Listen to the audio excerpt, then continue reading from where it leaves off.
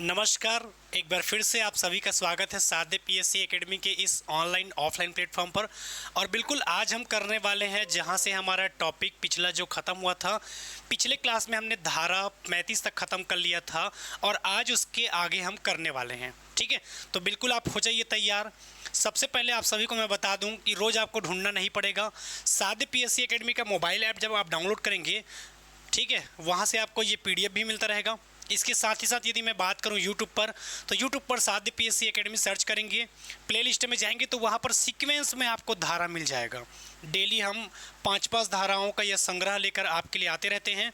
तो बिल्कुल आप सभी हो जाइए तैयार, क्योंकि आज हम धारा 36 से आगे पढ़ने वाले हैं। ठीक है, और कुछ बच्चे लगातार डिमांड कर रहे थे कि सर हम हिंदी और छत्तीसगढ़ पढ़ लेंगे, सिर्फ हमें आजीविका, पंचायती राज और ग्रामीण विकास पढ़ना है। ऐसे बच्चों के लिए, सिर्फ ऐसे बच्चों के लिए लाया गया है आपका त्रिनेत्र बैच, जिसमें सबसे पहले आपको साध्य पीएससी एकेडमी का मोबाइल ऐप डाउनलोड करना होगा और मोबाइल ऐप डाउनलोड करने के बाद आप स्टोर सेक्शन से ये क्लास परचेस कर सकते हैं। ठीक है, बिल्कुल 50% के डिस्काउंट के साथ ये क्लास आपको मिल जाएगा। अब हम आते हैं कहाँ पर, अपने धाराओं पर आते हैं। तो याद रखना है, अगला धारा जो हम पढ़ने वाले हैं वो कौन सा रहेगा आपका, धारा 36 की। आखिर धारा 36 किसके बारे में बात करता है? धारा 36 के बाद अगला हमें देखना है कौन सा, धारा 36 के बाद अगला हम देखेंगे धारा 37।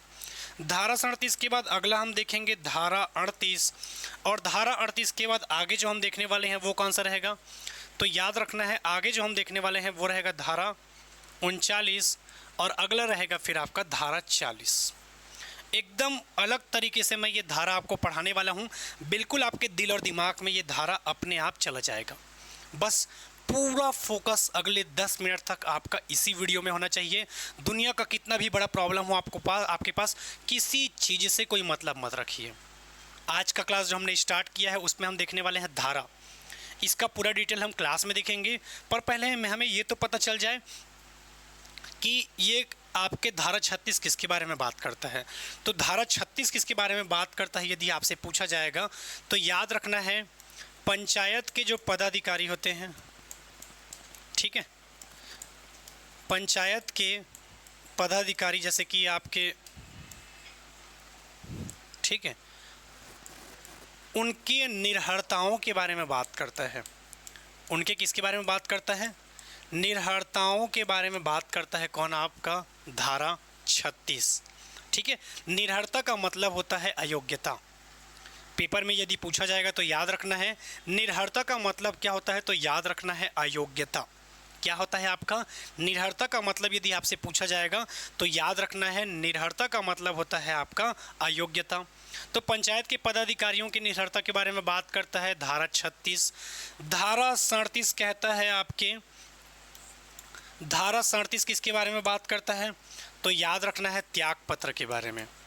ठीक है, जो आपके पंचायत के सदस्य हो गए, जिनमें आपका पंच हो गया, उप सरपंच हो गया, ठीक है, सरपंच हो गया, आपके जनपद का अध्यक्ष, जिला का उपाध्यक्ष, जिला का सदस्य, जनपद का अध्यक्ष, जनपद का सदस्य, जनपद का अध्यक्ष, ये सारे लोग त्याग पत्र के बारे में बात किया गया है आपके धारा 37 में। धारा 38 आपका कहता है निलंबन। धारा 38 क्या कहता है आपका? निलंबन। और मैं अपनी भाषा में कहता हूं, क्योंकि आप लोगों का इंग्लिश बहुत ही स्ट्रांग है, हम इसे कहते हैं सस्पेंड करना। क्या कहते हैं? निलंबन को हम लोग क्या कहते हैं? सस्पेंड करना। अगला धारा कौन सा है आपका? तो धारा 39, और इसके पहले सॉरी धारा 38 किसके बारे में बात करता है? तो याद रखना है रिक्तियों का भरा जाना।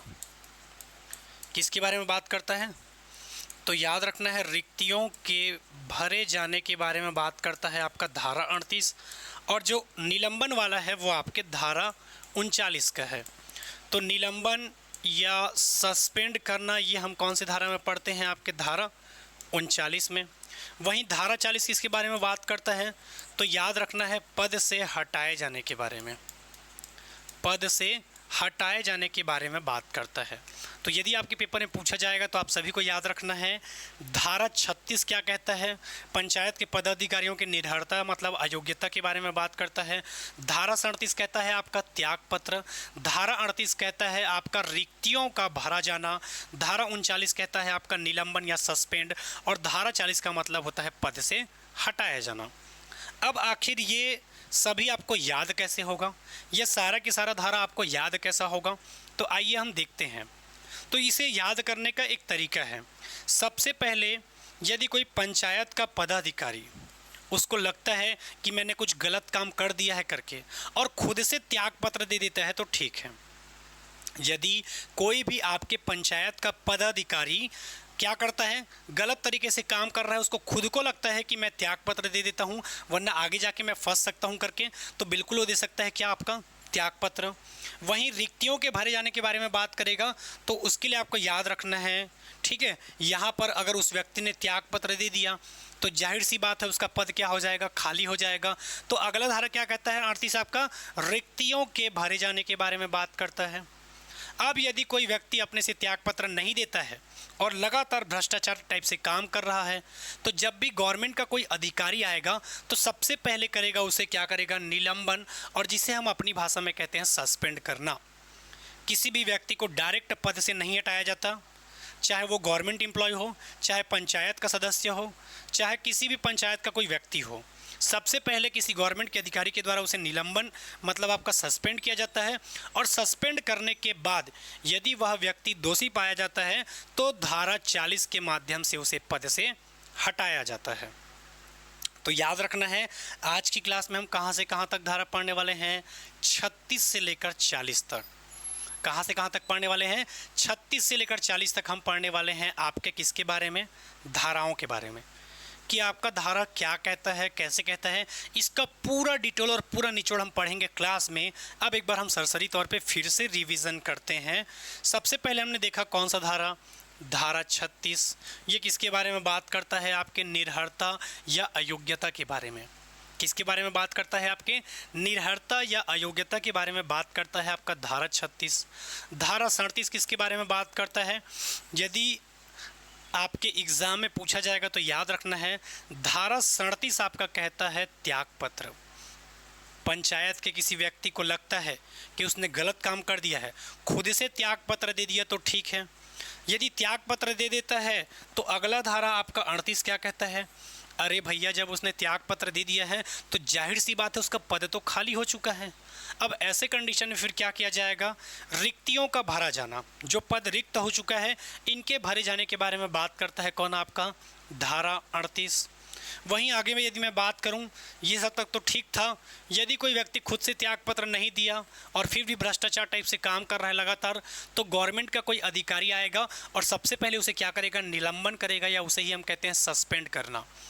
निलंबन या उसे ही हम कहते हैं सस्पेंड करना।